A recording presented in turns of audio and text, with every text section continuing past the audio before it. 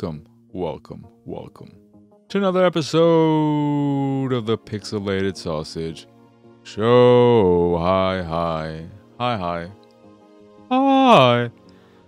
are y'all doing? I'm, of course, your host, Mark Nez, with another episode with some games to talk about, as per usual. Including. I did not want to open up Windows Explorer, get the hell out of my face. From space, speaking of space, Starward Rogue. That is Starward Rogue, not Star Wars Rogue. Wobbledogs, they're dogs that wobble. Saga of the Moon, Priestess, Food Truck Simulator, and Cube Airport. But before I get to those games that I have been playing, I just want to mention the movie Past Lives, which I watched a week or so ago and then acquired a copy after watching it because it is my new... I didn't really have a favorite movie of 2023 that really hit me strongly, that I was very, very in love with or felt strongly about, that is. I think I ended up saying Dungeons and Dragons was a pleasant surprise, but Past Lives is a 10 out of 10 for me. I adore that movie. I'm sure it's classified as a romance because we have a limited number of genres that we typically attribute to movies, and that would be the closest one. A drama, not a rom-dram, not a rom-com. However, I would call it a love story. Not a romance, but a love story. And you might say, what's the difference? Well, love comes in many shapes and sizes, and the love story in Past Lives is not your traditional boy and girl, boy and boy, girl and girl, whatever and whatever meet and fall in love or have these hurdles and blah, blah, blah, blah, blah. And I don't want to give too much of the story away, even though it's not a big deal to be spoiled on the movie and the specifics of the story. All I'll say is, one, I think it is very, very relatable.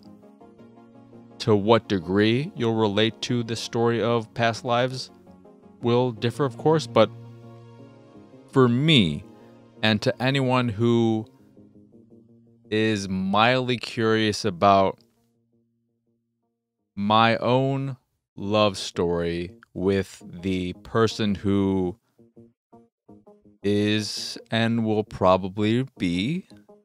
There's the whole never say never. You never really know how your life is going to play out, and anything could happen. I'm always open to that. But the likely love of my life,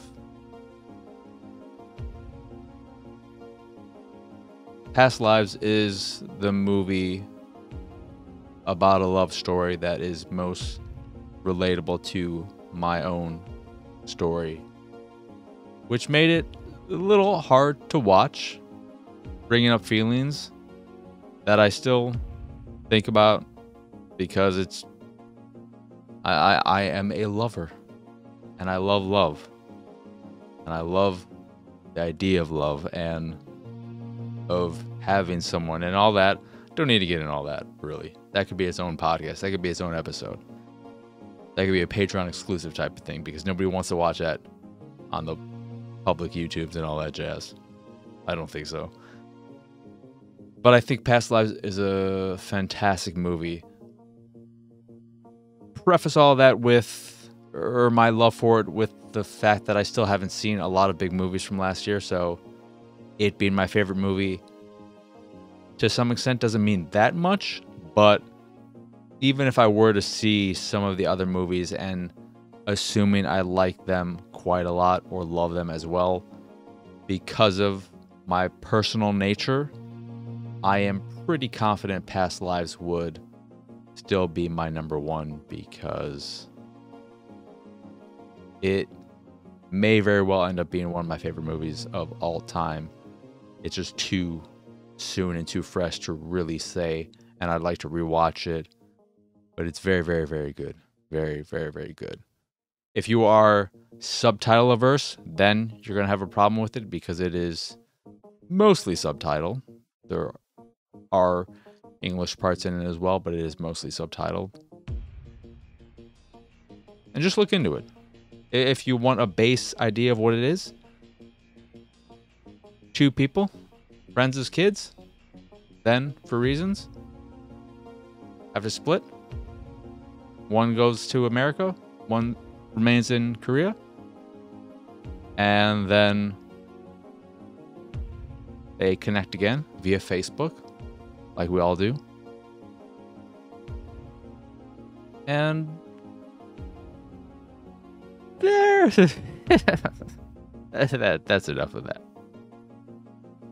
But yeah, Past Lives, amazing movie, amazing movie. And then I also wanted to, before I get to what I've been playing, because I never talked about it when it happened, I think my mind just drifted and I forgot to mention it.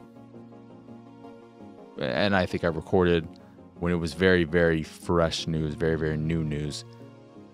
I wanted to just shout out my love for James McCaffrey, voice of Max Payne, being the... So for me, it's a case of you never really know how much someone or something meant to you until it's gone. And I didn't realize how significant the voice of Max Payne was for me until he passed. I knew I always loved him as Max Payne and that his performance was great and such a significant part of what made those games enjoyable. But after he passed and I really thought about it, I quickly realized that as much as Metal Gear Solid for me was the game that showed me games could be so much more than just a good time. They could be cinematic, they could be immersive, they could have a compelling, engaging story, they could have all of these things that I never attributed to games until I played Metal Gear Solid, which is why it's my favorite game of all time, my favorite series.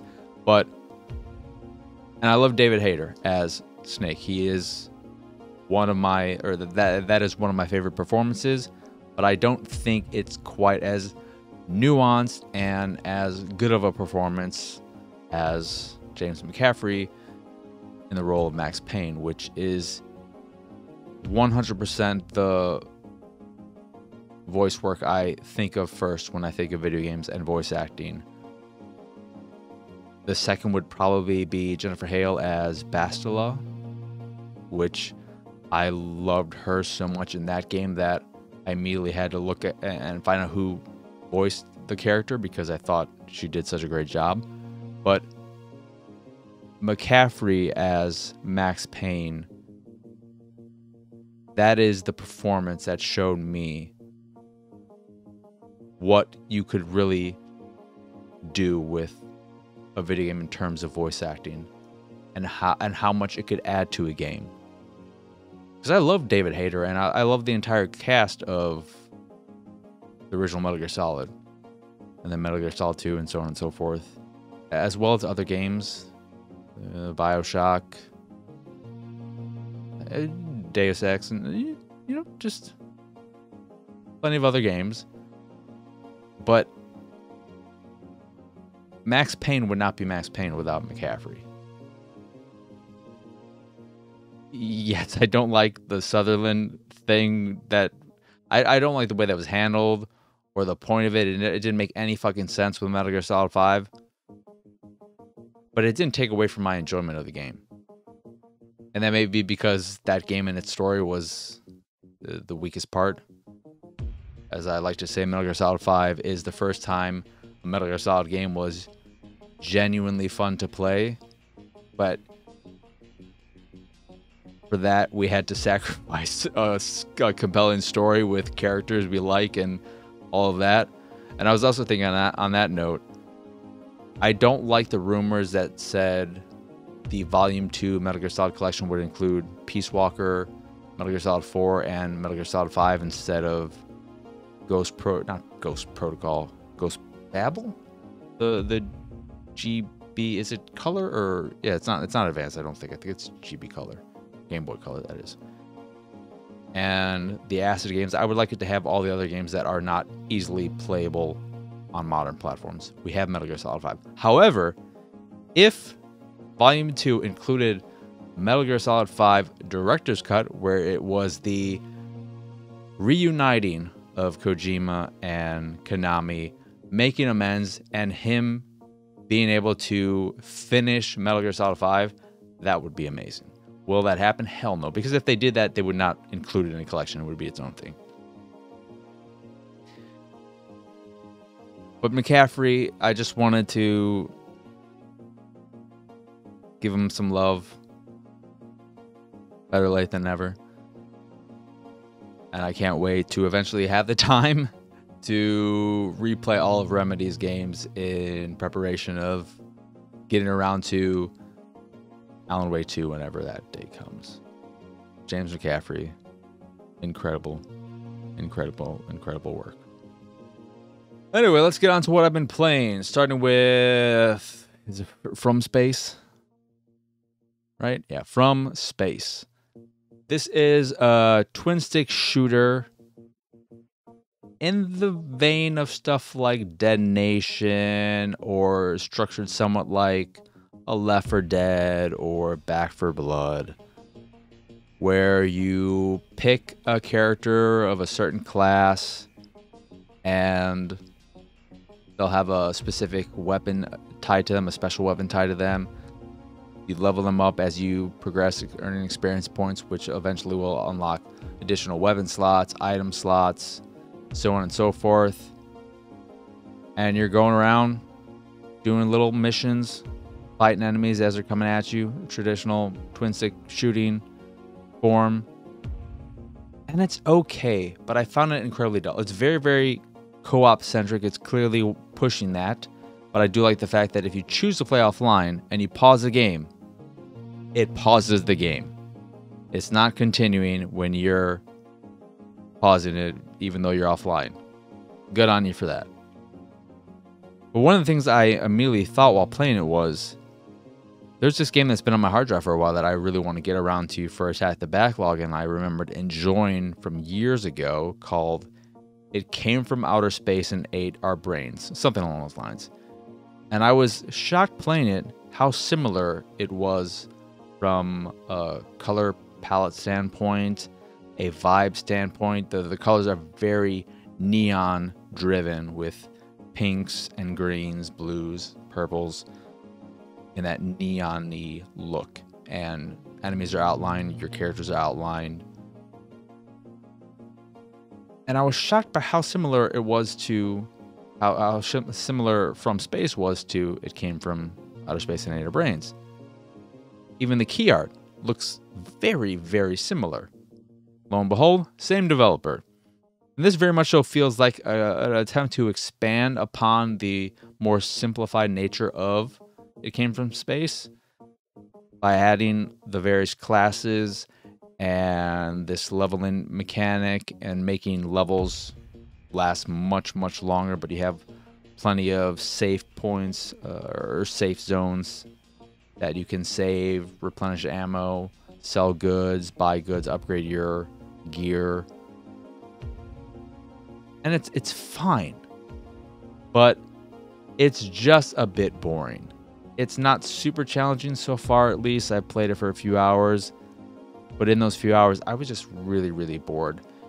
And one of the things that is frustrating is that you can, when playing alone, bring AI teammates along with you to fight alongside you. But they are fucking stupid as shit. They are incapable of understanding that enemies, when they're a level higher, so if they're at the top of a flight of stairs and coming down at you, you can hit them. If you shoot at them, you will hit them. Your AI teammates don't know that, so they just won't shoot. They'll just stand there waiting for the enemies to get down to the floor you're on, or up to the floor you're on. That's annoying.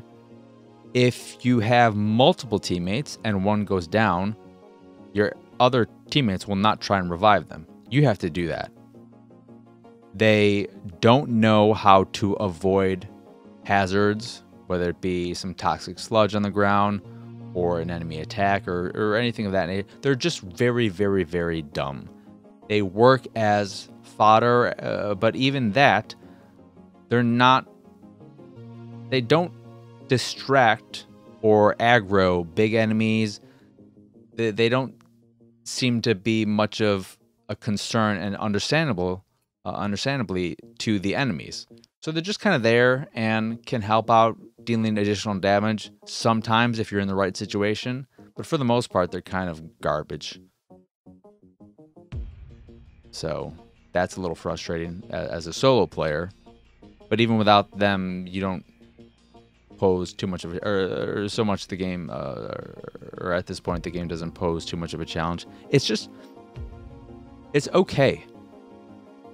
I think it would make a decent enough time with other players, so the co-op would help a lot in terms of it being a decent hangout game where you don't have to think too much, you're not being challenged too much, you get that dopamine from the leveling and all of that, finding new weapons, upgrading them, somewhat satisfying.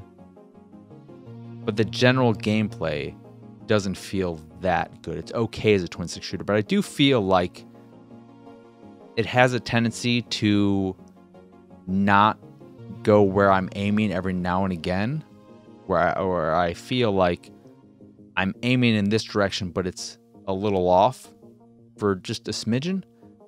And that's probably just me feeling that way and not accurate at all to how everything is actually working. But it's okay. It's okay. That is From Space, though. The next game is similar-ish in that it's a twin-stick shooter, but it's called Starward Rogue. And this is a roguelike twin-stick shooting bullet hell game, which sounds interesting. And it in some ways is. But I found it more frustrating than enjoyable. You have 5 difficulty levels to pick from, which is nice. And you can dumb it, but not dumb it. Well, I guess you could say dumb it down, but you could drop it down to very easy. And then it is pretty easy to get through a run, which is comprised of 5 levels. And when you do that, that's a run. But when you do that, the challenge isn't really there. And without the challenge, the deficiencies of the game really stand out. First and foremost, it doesn't look good. The art is very, very bland and generic and looks like an XNA title, an Xbox Live Arcade. Not arcade, but an Xbox Live indie game from the 360 generation. And those games did not look good. I can't think of a single one that looked... It's not that they didn't look good, they just had a bit of a garagey vibe to them, except for, I believe, Dust and Elysian Tale, which did become a full-fledged Xbox Live Arcade game that was included, I believe, with one of the Summer Arcade promotions.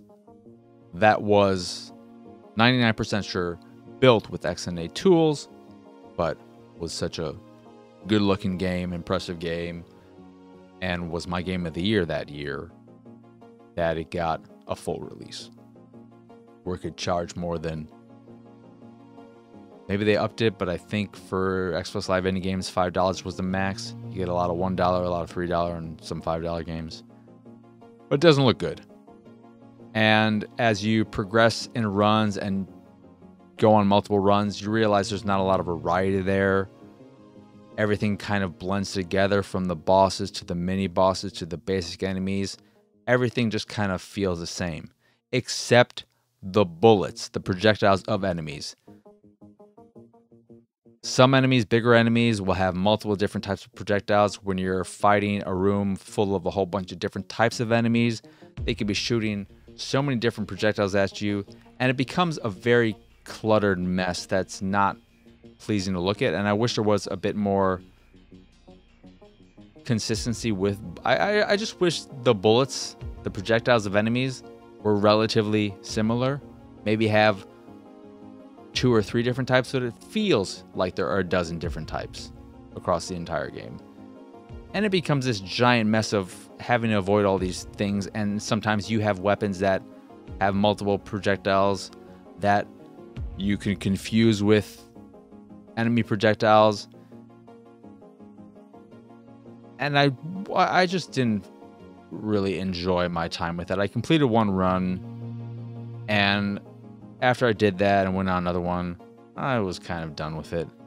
There's some interesting elements they play around with the various ships you can, or I guess they're mech suits, not ships, that you can take on the runs.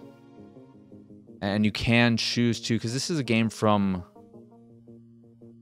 I don't know if it was 2016. It's been on PC for a while and has finally made its way to consoles.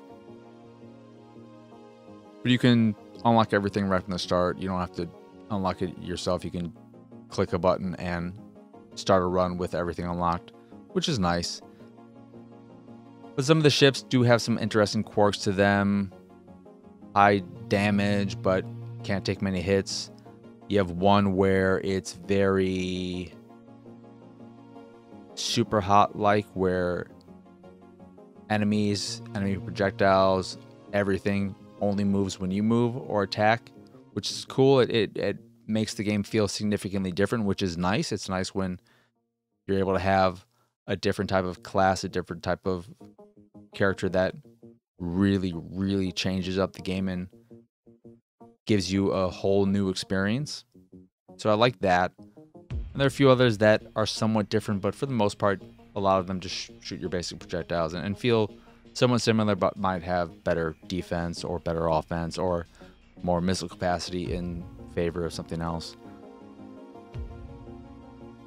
But I just wasn't feeling it, and I think a lot of that comes down to the art, but also in that when playing on higher difficulties, and especially against bosses, they could be firing so many projectiles at you that there's no way to avoid them. It becomes very difficult to, I feel, impossible to avoid some of these projectiles, which can become frustrating when you're in these situations that feel like you're doomed from the start.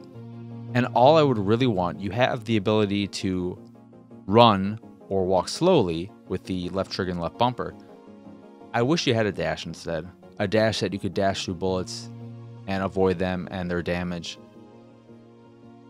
I don't know if that would make the game go from this somewhat frustrating experience to an enjoyable one, but for me, I wish there was a dash. There's a dash in From Space, and I think dashing makes every game better.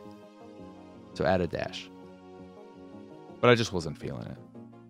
That is, again, Starward Rogue. Starward. Star, S-T-A-R-W-A-R-D. And Wobbledogs is a pet raising and breeding simulator where you've got these little dogs that are, you start off with a little rectangle and they got a head and then wobbly limbs and they wobble around on the physics and all that jazz. And you think to yourself, this is going to be cute and delightful. I can't wait to play this. I was really, really hoping for a game that would scratch that Viva Pinata itch that I've been missing and wanting for so long. It's very itchy there, and it has been scratched. And I was hoping this would scratch it. But there's just not enough to the game, and I'm curious if it's been updated since, but I saw a lot of the reviews talk about how the console version of the game is missing a lot of features that are in the PC version. I don't know the extent of that, if that's changed at all, but it felt like a very empty game. It felt like an early access game, what I was playing, where you have this box and then you have your basic Wobbledog. You get a few other ones. You go through this tutorial. The Wobbledogs can dig. They can play. I couldn't even figure out how to fucking pet my Wobbledogs. You can breed them, but the breeding, there's this very sterile feel to the whole thing, with an aesthetic that is Lawnmower Man-ish in its lack of character, and this is a game that should be super cute. It's not. And when you breed Wobbledogs, for instance, it's just very computery, for lack of a better term, instead of Viva Pinata, to bring that up again, where you would get these little cutscenes and see these mating dances for all the pinatas, and it really brought a lot of personality to each one, and you had them looking significantly different. I haven't unlocked a whole bunch of different types of Wobbledogs. Maybe there's a big variety there, but it felt very slow and dull, the kind of game that I would want. It seems like a game for a mobile device where shit is happening while you're not playing the game, and then you can come back for a few minutes every day, check on your Wobbledog, feed them, pet them, do a little interaction, and then come back another day and hope for some new exciting thing to happen. But playing it actively, very, very, very boring. That was a disappointment, Wobbledogs. Next up is Saga of the Moon Priestess. Saga of the Moon Priestess. This is a top-down, traditional Zelda-like, which looked very, very simple. Felt fine. It was okay, but it didn't do a whole lot for me. The dungeons, the enemies, it was okay. It was fine. And nothing really exciting there. I went through. I don't know if it was the first. I went into the first dungeon. I found, completed it, and thought, that was okay. That's enough of that, though. Food Truck Simulator is a game where, if you're playing the campaign, you play a young man whose father died, and you take over his food truck, and it's a fucking mess. The gameplay involves being at your home base, or whatever, your garage, and you could purchase stuff, upgrade your truck there, change the way it looks, order new equipment, and so on and so forth. And then you take your truck on the road, find a spot, and start selling your food, taking orders and all that jazz. It is incredibly janky. When you're driving around, it is... There's no traffic almost at all. And when there is traffic, it's going to be one car that's just jittering. It looks like it's having a seizure or something. It's not driving. It's just kind of freaking out. So that's a bit off-putting. The driving mechanic doesn't feel particular. The driving mechanic is okay. It's whatever. But I can't remember the last time I played a game with fog this thick that had such, not a shallow depth of field, but the fog is so, you can see maybe half a block in front of you.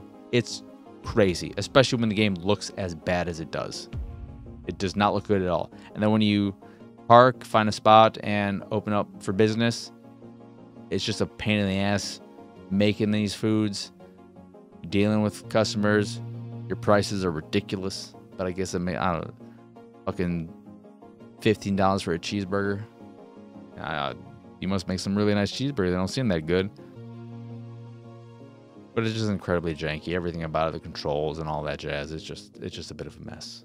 That's Food Truck Simulator. Last up is Cube Airport, which is a decent puzzle game where you have a block or multiple blocks as you progress deeper into the game and to more challenging puzzles, spaces where you can teleport between But the base gameplay is rotating a block so that it can fall into an empty space so that you create a runway for a plane to take off, or multiple planes. It's surprisingly challenging. It gets challenging fairly quickly, which I appreciate. And they like to change up the vibe of levels, whether they take place at night or a different time of day, to give it somewhat of a different look between areas. They do that quite frequently to keep it a little bit fresh. But you're just rotating these blocks so that they fall into a space. It's all block based, and it's nice. You have a limited number of moves, so you have to make sure that you are rotating. The way it works is that you'll have your grid based area and then a block somewhere, and then you will tip it over like think of it as a die, and you rotate, you push it over, and it's rotating the base, switching the face side and all that. And you want to maneuver it in a way so that it'll fall into the space in the correct orientation so that the road will be complete and the plane will be able to take off. Simple, but satisfying. I was surprised by how much I was enjoying it. And I will probably go through it and complete all the puzzles, get all my achievements, and be happy I did. But that is, again, Cube Airport, and that is it for this here episode of Pixelated Sausage Show. Once again, I am Marcus Nez. Y'all can find me pretty much everywhere at PX Sausage. If you enjoy this here show or any of the stuff I do and what have you, you can support me and my nonsense over at patreon.com/PXS. In addition to the Patreon, you can find the links to the site, the YouTube, the Discord, and so much more over at pxsausage.com. But that is it. That is all. As always, thank you for watching or listening. I hope you enjoyed this here episode, and I hope you have both a wonderful rest of your day, a lovely rest of your week, and a wonderful weekend. But for now, adios, arrivederci, bye!